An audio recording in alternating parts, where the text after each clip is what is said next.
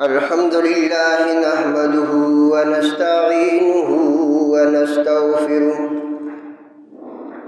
ونستغفره ونؤمن به ونتوكل عليه ونعوذ بالله من شرور أنفسنا ومن سيئات أعمالنا من يهده الله فلا مضل له ومن يضلله فلا هادي له ونشهد أن لا إله إلا الله وحده لا شريك له ولا وزير له ولا مشير له ولا مثل له ولا مثال له ونشهد أن سيدنا وسندنا وحبيبنا ونبينا وشفيعنا ومولانا محمدا عبده ورسوله أرسله بالحق بشيرا ونذيرا وداعيا إلى الله بإذنه وسراجا منيرا صلى الله عليه وعلى آله وأصحابه وبارك وسلم تسليما كثيرا أما بعد فأعوذ بالله من الشيطان الرجيم بسم الله الرحمن الرحيم قال الله تبارك وتعالى في القرآن المجيد واذكر في الكتاب إبراهيم إنه كان صديقا نبيا وقال الله تبارك وتعالى وإذ ابتلى إبراهيم ربه بكلمات فأتمهن قال إني جاعلك للناس إماما وقال ومن ذريتي قال لا ينال عهد الظالمين وقال الله تبارك وتعالى وإبراهيم الذي وفى صدق الله وصدق رسوله النبي الكريم وقال النبي صلى الله عليه وسلم أما إبراهيم فانظروا إلى صاحبكم أو كما قال عليه الصلاة والسلام یا الہی گر کرم تو کرے وہ بات دے زباں کو جو دل پہ اثر کرے یا الہی تو ہمیں عامل قرآن کر دے نئے سرے سے مسلمان کو مسلمان کر دے وہ پیغمبر جسے سرتاج رسول کہتے ہیں اس کی امت کو پھر تابع قرآن کر دے ان اللہ وملائکتہ یصلون علی النبی یا ایہا الذین آمنوا صلوا علیہ وسلموا تسلیما اللہم صلی علی محمد وعلی آل محمد كما صليت على إبراهيم وعلى آل إبراهيم إنك حميد مجيد اللهم بارك على محمد وعلى آل محمد كما باركت على إبراهيم وعلى آل إبراهيم إنك حميد مجيد یا رب صل وسلم دائما ابدا علی حبیبک خیر خلق کلہم محترم واجب الاحترام قابل صد تکریم برادران اسلام، محترم دوستوں اور بزرگوں، خالق ارض و سما کا فضل و احسان ہوا، اس ذات نے صحت و عافیت اور ایمان کی دولت کے ساتھ جمعہ کا یہ مبارک دن نصیب فرمایا اور ایک اہم فریضہ کی ادائیگی کا موقع عطا کیا۔ یہ محض اس ذات کا فضل و احسان ہے۔ سعادت مند ہیں وہ لوگ جو ہر حال میں اللہ کی بندگی، اللہ کے احکامات کے مطابق زندگی گزارتے ہیں۔ بد نصیب ہیں وہ لوگ جو اپنی زندگی کے لمحات کو لہو لعب اور غفلت میں گزار کر ہمیشہ کی ناکامی اور کل قیامت کی ذلت کا سامنا کرنا اپنے لیے اپنے مقدر میں کر رہے ہیں۔ بہرحال اللہ سے دعا کیجئے اللہ رب العزت ہمیں وہ اعمال کرنے کی توفیق عطا فرمائے جن اعمال سے ہماری دنیا آخرت سنور جائے۔ میرے دوستوں اور بزرگوں، دنیا کے اندر اللہ کے دین کے لیے بڑی بڑی شخصیات آئی اور انہوں نے بڑے بڑی قربانیاں دی، بڑے بڑے امتحانوں سے انہیں گزرنا پڑا۔ انہی مقدس ہستیوں میں سے حضرت ابراہیم علیہ السلام کا تذکرہ آپ کے سامنے کیا جا رہا تھا۔ گزشتہ جمعہ میں حضرت ابراہیم علیہ السلام کے زندگی کے ابتدائی ایام کے حالات و امتحانوں کا ذکر تھا۔ حضرت ابراہیم علیہ السلام جماعت انبیاء میں ایک خاص مقام رکھتے ہیں۔ ہمارے نبی حضرت محمد مصطفیٰ صلی اللہ علیہ وسلم کے علاوہ باقی تمام انبیاء سے افضل ہے۔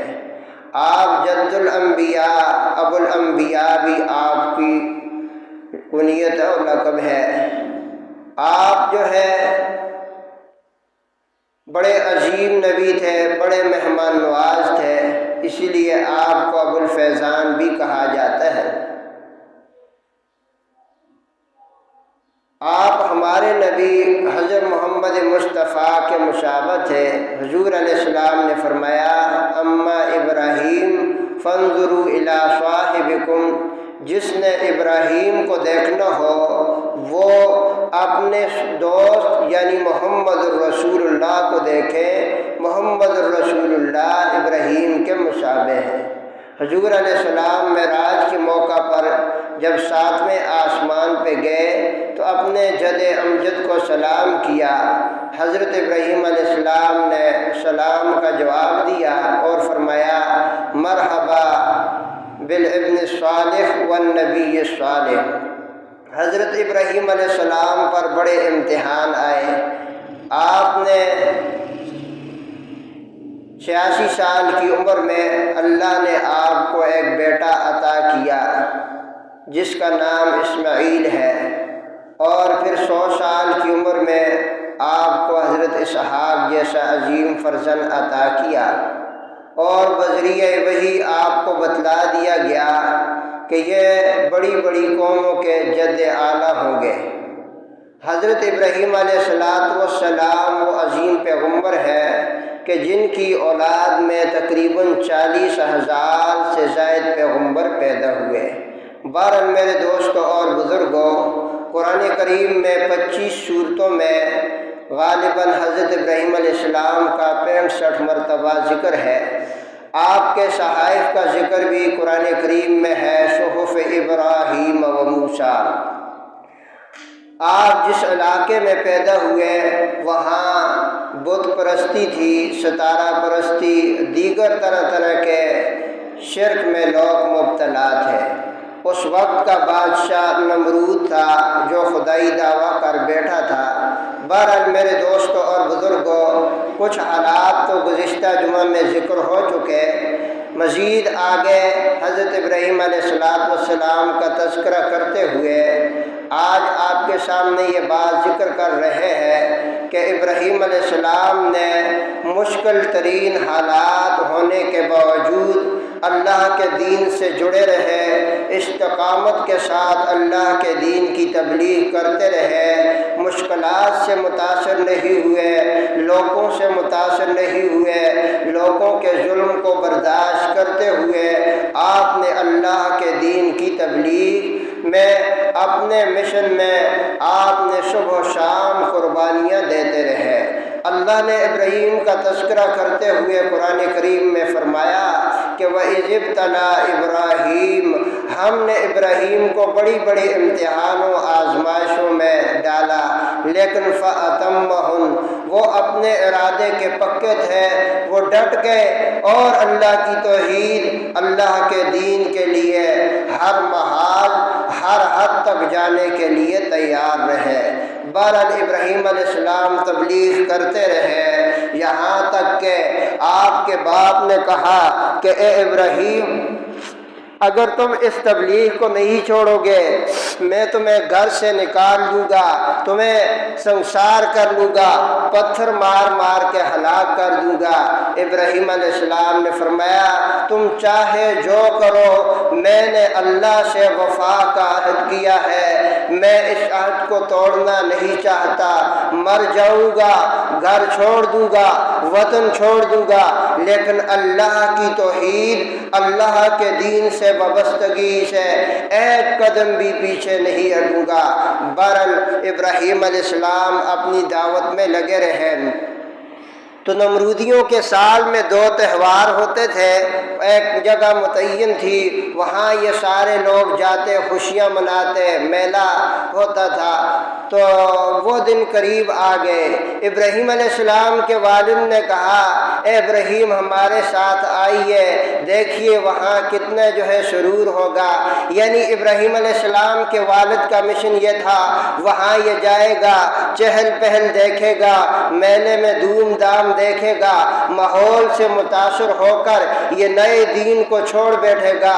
ابراہیم علیہ السلام نے عذر پیش کیا کہ میں نہیں جا سکتا، میں بیمار ہوں۔ بہرحال پھر بھی اصرار کیا ابراہیم علیہ السلام کے والد نے۔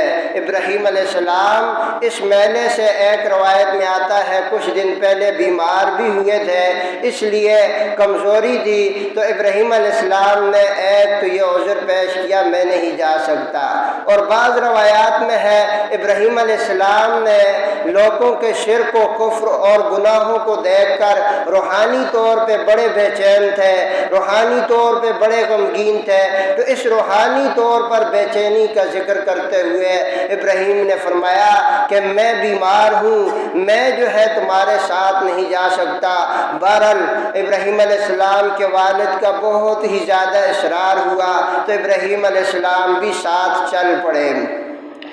اب یہ میلے کے لیے لوگ جوک در جوک اس میدان میں چلے جا رہے ہیں۔ ابراہیم علیہ السلام نے راستے میں ایک جگہ بیٹھ کے اپنے باپ سے کہا میں نہیں جا سکتا، میں بیمار ہوں، کیونکہ باپ نے پہلے سمجھ لیا تھا کہ ہو سکتا ہے ابراہیم کچھ دن پہلے بیمار بھی ہیں اور اسی وجہ سے اس کو یہ کوئی تکلیف ہو۔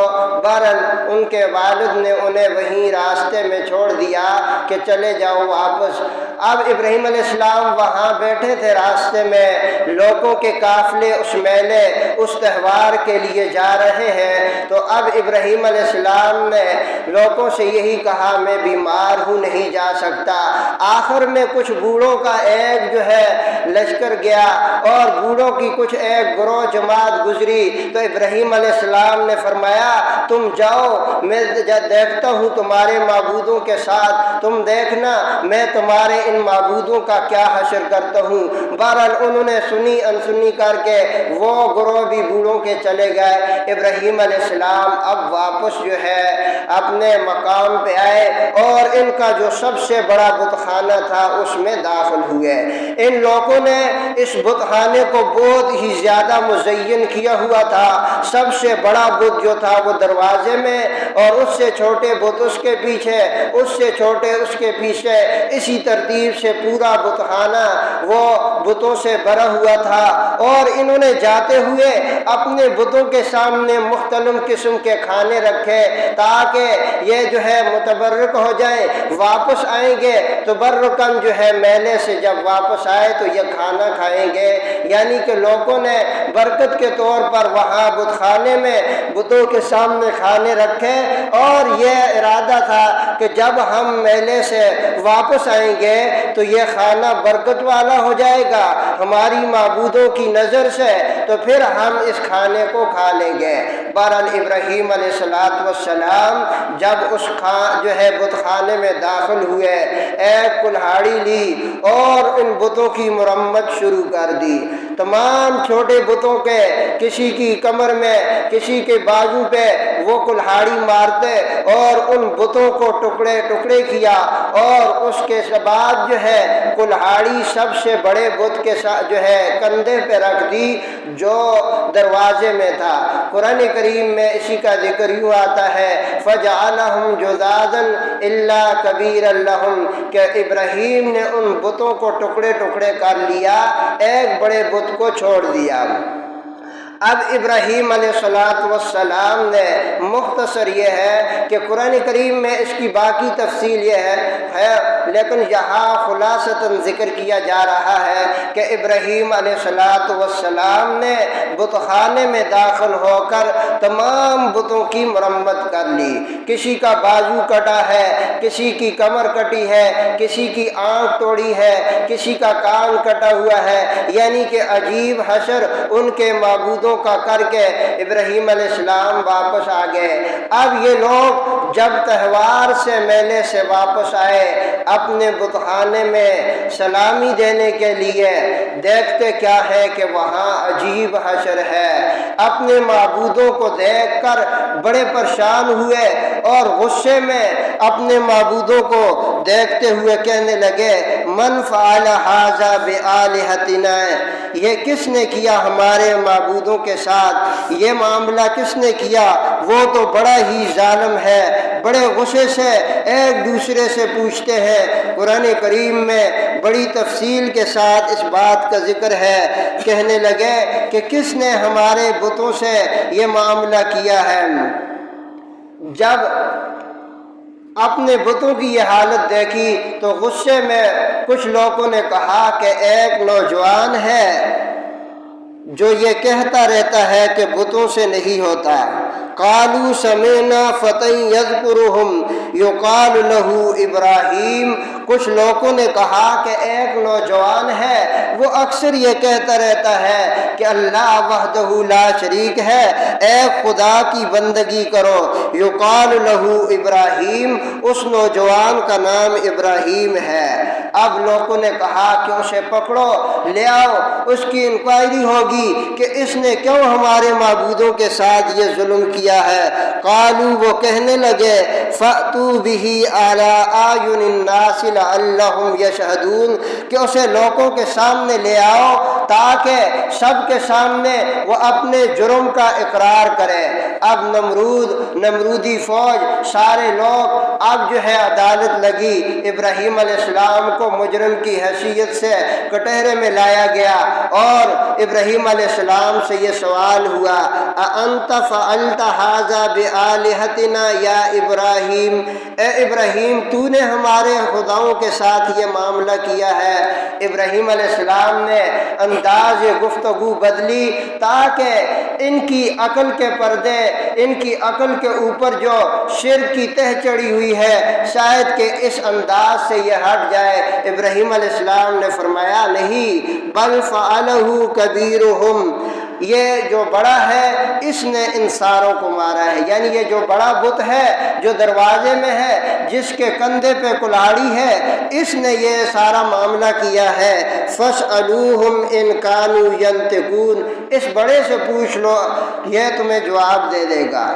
اب ابراہیم علیہ السلام نے اس انداز میں ان سے مکالمہ کیا، وہ سوچنے پہ مجبور ہو گئے۔ ابراہیم علیہ السلام نے کہا کہ یہ تمہارے معبود ہیں، تمہاری کھوٹی قسمتیں کھری کرنے والے ہیں، تمہارے معاملات حل کرنے والے ہیں، تمہارے خدا ہیں، انہی سے پوچھ لو کہ تمہارے ساتھ یہ معاملہ کس نے کیا ہے۔ یہ لوگ ایک دوسرے سے سرگوشیاں کرنے لگے۔ قرآن کریم میں ہے کہ فَرَجَعُوا إِلَىٰ أَنفُسِهِمْ فَقَالُوا إِنَّكُمْ أَنْتُمُ الظَّالِمُونَ ثُمَّ نُكِسُوا عَلَىٰ رُؤُوسِهِمْ لَقَدْ عَلِمْتَ مَا هَٰؤُلَاءِ يَنطِقُونَ۔ کہنے لگے کہ اے ابراہیم تمہیں بھی پتہ ہے کہ یہ باتیں تو نہیں کرتے، یہ بولتے تو نہیں ہے، ان سے کیسے پوچھوں، اور یہ تو کچھ نہیں کہہ سکتے، کچھ نہیں بتا سکتے۔ ابراہیم علیہ السلام نے فرمایا اُفٍّ لَكُمَا وَلِمَا تَعْبُدُونَ مِن دُونِ اللَّهِ أَفَلَا تَعْقِلُونَ۔ افسوس ہے تمہاری عقلوں پر، اف ہے تم پر کہ تمہاری عقل نہیں ہے کہ جب یہ بولتے نہیں ہے، خود اپنے آپ کو نہیں بچا سکتے، تو تمہارے یہ معبود کیسے ہوئے، تمہارے یہ خدا کیسے ہوئے جنہوں نے اپنے آپ کو نہ بچا سکا، جو اتنا نہیں کہہ سکتے کہ ہمارے ساتھ یہ ظلم کس نے کیا۔ تو فرمایا کہ قال افتعبدون من دون اللہ، کیا اللہ کو چھوڑ کر تم ان کی عبادت کرتے ہو، ما لا ينفعکم شیئا ولا یضرکم، یہ نہ تمہیں نفع دے سکتے ہیں نہ نقصان۔ اب یہ لوگ شرمندہ ہوئے اور کہنے لگے کہ بات دلائل کے زور سے نہیں ہو سکتی، اب اگر اپنے معبودوں کی عزت بچانی ہے تو اب ابراہیم کو جلا دو، اس کو قتل کرو، اس کو مار دو کہ اس نے ہمارے معبودوں کی بے عزتی کی ہے۔ آج کے دور میں بھی جب بندہ دلائل سے بات نہیں کر سکتا، وہ گالم گلوچ پہ اتر آتا ہے، مارنے پہ اتر آتا ہے۔ آپ نے دیکھا کہ بڑے بڑے جید علماء کو شہید کر دیا جاتا ہے، وجہ یہی ہوتی ہے کہ باطل طاقتیں دلائل کے زور سے ان پہ بات نہیں کر سکتی، اس لیے راستے سے ہٹانے کے لیے انہیں شہید کر دیا جاتا ہے۔ بہرحال قرآن کریم میں ہے کہ ان لوگوں کو جب شرمندگی ہوئی کہنے لگے قالوا حرقوہ وانصروا الی آلہتکم ان کنتم فاعلین، کہ اگر تم نے اپنے معبودوں کی عزت بچانی ہے تو ان کی مدد کرو اور ابراہیم کو جلا ڈالو۔ اب اہل علم فرماتے ہیں کہ اللہ کی ناراضگی کی یہ علامت ہوتی ہے کہ جب بندہ اللہ سے دور ہو جائے اس کی عقل پہ پردہ پڑ جاتا ہے اور پھر وہ حق بات سمجھنے کے قریب نہیں ہوتا۔ 100 دلائل بھی دو، بڑا سمجھاؤ بھی، وہ حق بات ماننے کے لیے تیار نہیں ہوتا۔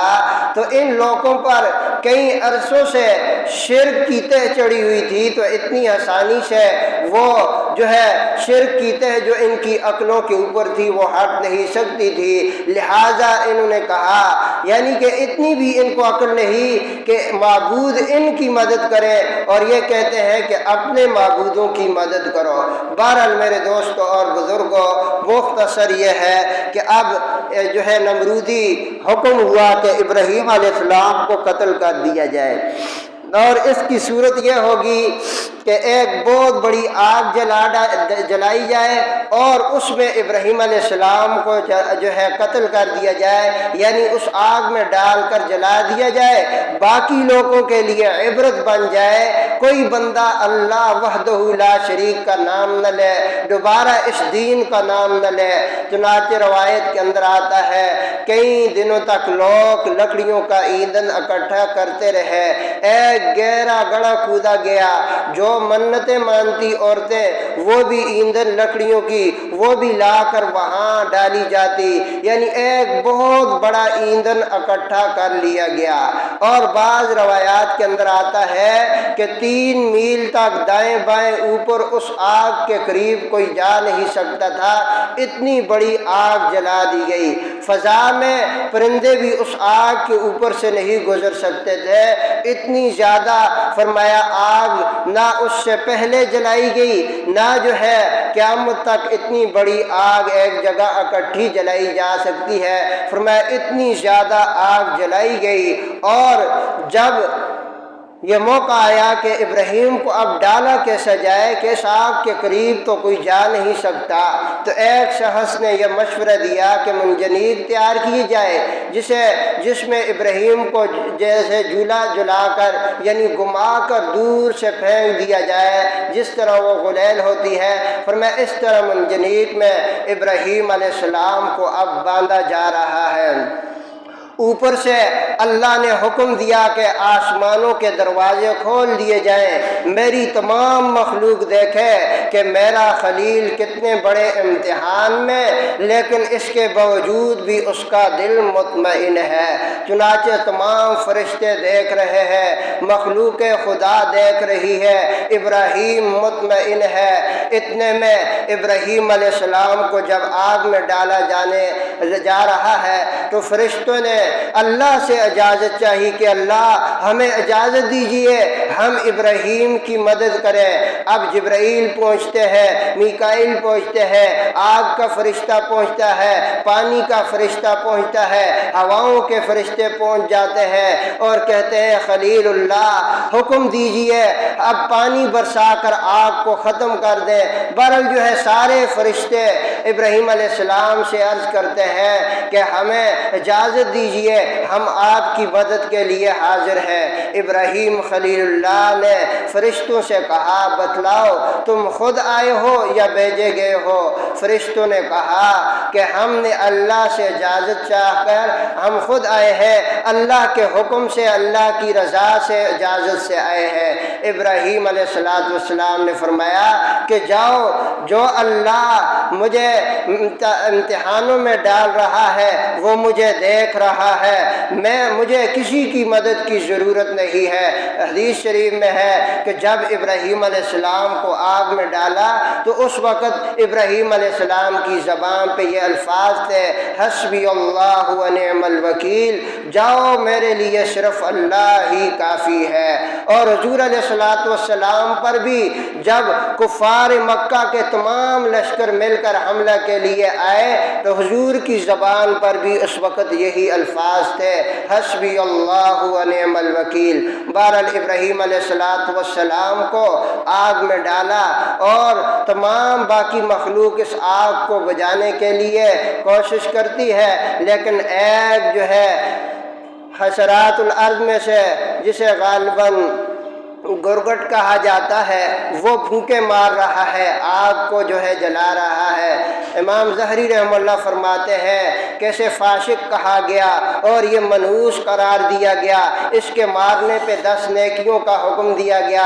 بہرحال میرے دوستوں اور بزرگوں، جس سے اللہ چاہے اپنی دین کی خدمت لے، جس سے چاہے اللہ اپنے دین سے دور کر لے، چاہے تو وہ مکڑیوں سے بھی اپنے دین کی خدمت لے سکتا ہے، چاہے تو وہ کبوتریوں سے بھی اپنے دین کی خدمت لے سکتا ہے، اس خدا کی مرضی۔ بہرحال میرے دوستوں اور بزرگوں، ابراہیم علیہ السلام کو جیسے ہی آگ میں ڈالا گیا تو اللہ تعالیٰ نے حکم دیا قلنا یا نار کونی بردا وسلاما علی ابراہیم۔ سورہ انبیاء میں ہے کہ اللہ نے براہ راست جو ہے اپنے پیغمبر، اپنے دوست، اپنے خلیل کی مدد کے لیے اللہ نے آگ کو حکم دیا کہ اے آگ میرے خلیل پر سلامتی والی بن جا۔ تفسیر ابن کثیر میں ہے کہ وہ آگ جو تھی اس کے انگارے ابراہیم علیہ السلام کے لیے پھول بن گئے، اور جو ہے ابراہیم علیہ السلام کے لیے وہ آگ گلستان بوستان بن گئی، وہ باغ بن گئے، پھول پھل وہاں، اور ایسا منظر کہ کسی نے ابراہیم علیہ السلام پر سے ایک موقع پر پوچھا کہ آپ کے سب سے بہترین دن کب گزرے، کون سے تھے؟ تو ابراہیم خلیل اللہ اللہ نے فرمایا کہ وہ آگ کے اندر جو 40 دن گزرے وہ سب سے بہترین، جبریل امین روزانہ حضرت جو ہے ابراہیم علیہ السلام پر سلامتی بھیجتے۔ بہرحال مختصر یہ ہے کہ آگ کے وہ شعلے 40 دن تک جو ہے وہ آسمانوں کو چھو رہے ہیں، دائیں بائیں اس آگ پر جو ہے کوئی گزر نہیں سکتا، پرندے اس آگ سے گزر نہیں سکتے، لیکن اندر سے وہ آگ اللہ نے اپنے خلیل کے لیے باغ بنا دی، اور یہ بتلا دیا کہ جو مجھ سے دوستی کرے گا، جو میرے دین سے وفا کرے گا، میں اسے کبھی تنہا نہیں چھوڑوں گا۔ جس طرح میرے خلیل نے مجھ سے وفاداری کی، میں نے اسے تنہا نہیں چھوڑا، ایسے ہی قیامت تک جو میرے دین سے وفا کرے گا، ظاہری طور پر لوگ سمجھیں گے کہ یہ بڑا پریشان ہے، لوگ سمجھیں گے یہ تڑپ رہا ہے، لوگ سمجھیں گے کہ اس کو آگ و آہن میں تڑپا دیا گیا، لوگ سمجھیں گے کہ یہ قتل کر دیا گیا، لیکن حقیقت میں وہ اللہ کے باغوں میں ہوگا۔ قرآن کریم میں شہداء کے متعلق بھی ذکر ہے کہ انہیں مردہ نہ کہو، وہ زندہ ہے، یہ ظاہری طور پر تم سمجھتے ہو وہ مر گیا، خون میں تڑپا دیا گیا، لیکن حقیقت میں اللہ کے ہاں فرمایا ان کی روحیں جنت کے باغوں میں گھوم پھر رہی ہوتی ہے۔ بہرحال ایسے ہی ابراہیم خلیل اللہ کے لیے وہ آگ گلزار بن گئی۔ فرمایا کہ نمرود جو ہے ایک دن 2-3 دنوں کے بعد اپنے محل کی بلندی پہ کھڑے ہو کر دیکھنے لگا کہ دیکھوں کہ ابراہیم علیہ السلام کے متعلق کہ وہ اب یہاں سے بھی اگر بچ کے نکل گئے تو پھر تو میرا زوال ہے، پھر تو اس کے بعد جو ہے بہت حالات خراب ہو جائیں گے، لوگ بڑے متاثر ہو جائیں گے۔ اب جو ہے نمرود کے وزیروں نے کہا کہ اس آگ میں پتھر بھی پگھل جاتے ہیں، ابراہیم کیا ہے، وہ تو راکھ بن گیا ہوگا۔ اب جو ہے مطمئن کیا۔ بعض ایسے لوگ ہوتے ہیں جو آدمی کے ایمان و دین کے لیے خطرہ ہوتے ہیں، ایسے ہی چاپلوس وزیر مشیر انہوں نے نمرود کو مطمئن کیا کہ ابراہیم تو اب خاک ہو گیا ہوگا، وہ اس آگ میں کیسے بچ سکتا ہے۔ نمرود مطمئن ہوا، پھر جو ہے کچھ دنوں کے بعد بلند مینارے پہ کھڑا ہو کر کیا دیکھتا ہے کہ ابراہیم علیہ السلام تو وہاں باغ کے اندر آگ کے اندر ایک گلستان بنا ہوا ہے، وہاں بیٹھے ہوئے ہیں۔ روایت کے اندر آتا ہے کہ نمرود نے آواز دی کہ اے ابراہیم یہ آگ کس نے گلے گلزار بنا دیا؟ ابراہیم نے فرمایا کہ یہ میرے خدا کی رحمت کی ادنا سا اثر ہے۔ نمرود نے کہا جس خدا کا ادنا، جس کی قدرت کا ادنا سے یہ اثر ہے تو وہ خدا کتنا بڑا ہوگا۔ ابراہیم بہرحال مختصر یہ ہے کہ اس آگ سے سلامتی کے ساتھ 40 روز کے بعد جب باہر آئے تو نمرود کافی متاثر ہو چکا تھا۔ ابراہیم سیدھے نمرود کے پاس گئے اور اس سے کہا کہ اللہ کو وحدہ لا شریک مان لو۔ نمرود نے کہا مجھے 3 دن کی مہلت دے، میں مان جاؤں گا سوچ کر جو ہے۔ بہرحال نمرود کافی متاثر ہو چکا تھا۔ اب نمرود کے بعد چاپلوس وزیروں نے کہا کہ اتنے عرصے سے تیرا نام تھا، تیری شہرت تھی، لوگ تجھے خدا مانتے تھے، تیرے سامنے جھکتے تھے، اب لوگ کہیں گے کہ ایک عام سے بندے کے سامنے جو ہے تم جھک گئے، اور اسے مزید جو ہے اس طرح بھڑکایا۔ تو نمرود نے صاف انکار کرتے ہوئے کہا کہ اے ابراہیم میں تجھے ہزاروں گائیں بھینس بکریاں وغیرہ یہ دیتا ہوں تیرے رب کے لیے، رضا کے لیے، لیکن میں تیرے رب کو نہیں تیرے رب کو اپنا معبود نہیں مانتا۔ ابراہیم علیہ السلام نے فرمایا کہ جب تک ایمان نہیں لائے گا تیری کوئی قربانی قابل قبول نہیں ہے۔ جب سے صدق دل کے ساتھ تو اس اللہ کو وحدہ لا شریک نہیں مانے گا، تیری یہ دی ہوئی تمام جو ہے مال، یہ قربانیاں کچھ بھی وقت نہیں رکھتی۔ جیسے ہمارے ہاں بہت سے لوگ بڑے بڑے اچھے اعمال کر جاتے ہیں لیکن دل کے اندر سے مخلص نہیں ہوتے، دل کے اندر سے اللہ کو وحدہ لا شریک حقیقی معنوں سے نہیں مانتے، تو ان کے اعمال صالحہ کی اللہ کے ہاں کوئی قدر نہیں، جب تک وہ دل سے مخلص اور دل سے حقیقی معنی میں اللہ کو وحدہ لا شریک نہ مانے۔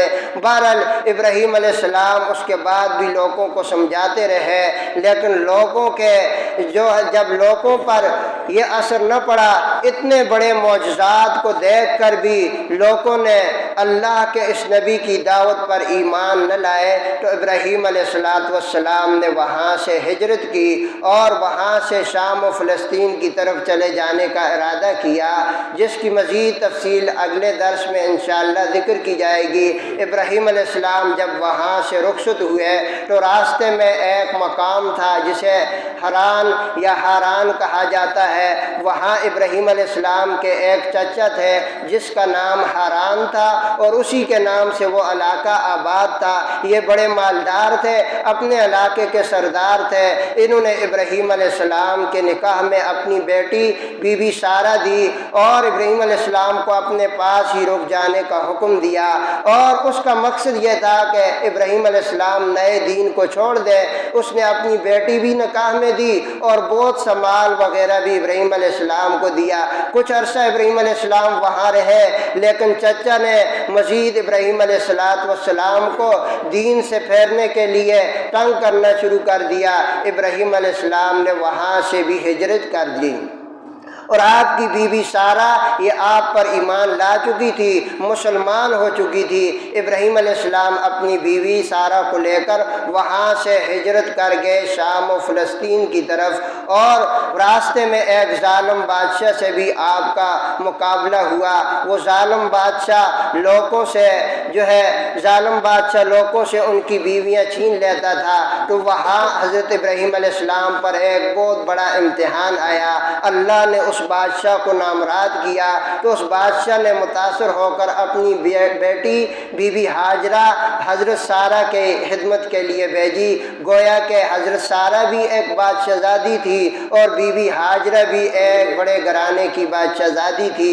اللہ نے بی بی ہاجرہ کے بطن سے اسماعیل علیہ السلام کو اور بی بی سارہ کے بطن سے اسحاق علیہ السلام جیسے عظیم فرزند حضرت ابراہیم علیہ السلام کو عطا کیے، اور حضرت اسماعیل علیہ السلام سے انبیاء علیہ السلام کا سلسلہ بنی اسرائیل میں شروع ہوا، اور سب سے اول اسحاق علیہ السلام اور سب سے آخری نبی جو آئے وہ بھی حضرت ابراہیم علیہ السلام کی اولاد اسماعیل علیہ السلام کے نسل سے آئے۔ بہرحال اس کے بعد نمرود نے دوبارہ ابراہیم علیہ السلام نے دعوت دی، پھر مقابلے کے لیے اس نے اپنے لشکر 60,000 فوج بھیجی، تو حضرت ابراہیم علیہ السلام نے اللہ سے دعا کی، مچھروں کے لشکر آئے اور نمرود کی تمام فوج غارت ہو گئی۔ اس کی تفصیل آئندہ ذکر کی جائے گی۔ مختصر خلاصہ یہی ہے کہ اللہ کے اس دین کے لیے انبیاء علیہ السلام نے بڑی قربانیاں دی، اور جن لوگوں نے یہ قربانیاں دی دین کے لیے اللہ نے ہمیشہ ان کو سرخرو کیا۔ اسی لیے قرآن کریم میں ہے ان ابراہیم کان امۃ قانتا للہ حنیفا، اور قرآن کریم میں ایک دوسری جگہ پر ہے کہ ہم نے انہیں تمام انسانیت کے لیے پیشوا و مقتدا بنایا۔ تو میرے دوستوں اور بزرگوں، اس دین کے لیے اپنے آپ کو قربان کیجیے، قربانی پیش کیجیے، جس حد تک آپ کا بس چلتا ہے کوشش کیجیے اللہ کے دین کی سربلندی، اللہ کے دین کی حفاظت کے لیے، اللہ کی توحید کے لیے، اللہ کی توحید کی دعوت کے لیے اپنے آپ کو پیش کیجیے۔ اللہ تعالیٰ کبھی بھی نامراد نہیں کریں گے۔ دعا فرمائیں کہ اللہ تعالیٰ ہم سب کو صدق کے دل کے ساتھ اللہ کے دین، اللہ کی توحید کے ساتھ مخلص ہونے کی توفیق عطا فرمائے۔ اور آخر میں یہ بات کہ آپ دیکھیے کہ مغربی دنیا وہ اب اللہ کے دین کے لیے انسانیت کے ناطے پہ انہوں نے آواز بلند کی، فلسطین کے لیے۔ مغربی یونیورسٹیوں سے لوگ نکل پڑے ہیں لیکن ہم ٹس سے مس نہیں ہوتے۔ اب گزشتہ چند دنوں میں اسرائیل ایک اور بڑے منصوبے کے تحت جو ہے فلسطینیوں کو رفح بارڈر سے دوسری جگہ منتقل کر کے ان کو بڑے سخت ترین اذیتیں دے رہے ہیں، لیکن ہم ٹس سے مس نہیں، پرواہ نہیں۔ تو جس کے بس میں جتنا ہے وہ کوشش کرے۔ مغربی یونیورسٹیوں میں سے اسٹوڈنٹ اب نکل چکے ہیں اور وہ آوازیں بلند کر رہے ہیں، ہم آٹا چینی کے لیے تو نکلتے ہیں اور مرنے مارنے پہ آ جاتے ہیں۔ بھی قریب دنوں میں آپ نے دیکھا کہ بجلی کے لیے، چینی کے لیے، آٹے کے لیے لوگ نکلے، لیکن اپنے مسلمان بھائی کے لیے ہم آواز نہیں اٹھا رہے۔ تو آپ سب کو یہ دعوت دی جا رہی ہے کہ اپنے مقام پر جتنا بس چلتا ہے آواز کو بلند کریں، جس شعبے میں ہے اپنی طرف سے کوشش کریں کہ کل قیامت کے دن کم از کم ہم اللہ کے سامنے یہ تو کہیں کہ اللہ جتنا ہمارا بس تھا ہم نے آواز بلند کی۔ وہ غیر مسلم اگر آواز اٹھا سکتے ہیں تو ہم تو، ہمارا دو طرح کا ان سے رشتہ ہے، ایک انسانیت کا، دوسرا جو ہے کلمے کا۔ وہ تو صرف انسانیت کی بنیاد پر انہوں نے آواز بلند کی ہے اور وہ نکلے ہوئے ہیں۔ تو آپ سب پڑھے لکھے نوجوانوں کو بھی یہی دعوت فکر ہے۔ سنا ہے کہ اسلام آباد میں ایک دھرنا دیا جا رہا ہے، زیادہ تر وہاں اسٹوڈنٹ کو دعوت دی جا رہی ہے کیونکہ ان کی آواز کو جو ہے اہمیت بھی دی جاتی ہے۔ تو آپ سب کو دعوت فکر ہے کہ کوشش کیجئے اپنے اپنے مقام پر ان مظلوموں کے لیے آواز بلند کریں۔ اللہ تعالی ہمیں دین کے ساتھ مخلص ہونے کی توفیق عطا فرمائے۔ سنتیں